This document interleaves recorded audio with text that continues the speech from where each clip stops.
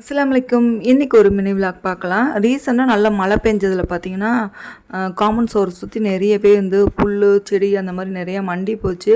So அதெல்லாம் வந்து clean பண்ணிடலாம் அப்படின்ட்டு ஒரு வழியாக இன்றைக்கி தான் வந்து க்ளீன் பண்ணிகிட்டு இருக்காங்க.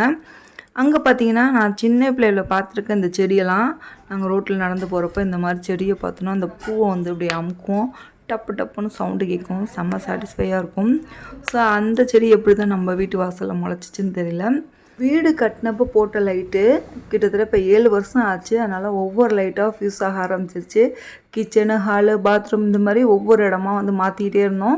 ஃபைனலாக பார்த்திங்கன்னா திண்ணையிலையும் லைட்டு வந்து பிளிங்க் ஆக ஆரம்பிச்சிருச்சு. சரின்ட்டு அதையும் வந்து இன்றைக்கி சேஞ்ச் பண்ணியாச்சு. நம்ம வாங்கியிருந்த காக்டைல் பேர்டு பார்த்திங்கன்னா அமைதியாகவே இருந்துச்சு.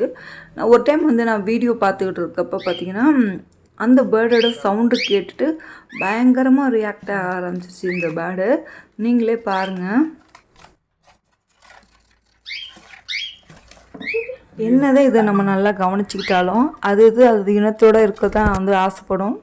ஸோ இந்த பேர்டும் பார்த்திங்கன்னா இப்போ குட்டி பறவையாக இருக்குது. கொஞ்சம் நல்லா வளர்ந்ததுக்கப்புறம் நம்ம இதுக்கும் வந்து ஒரு பேர் வாங்கலாம். அப்போ இதுவும் பார்த்திங்கன்னா நல்லா ஹாப்பியாக இருக்கும்.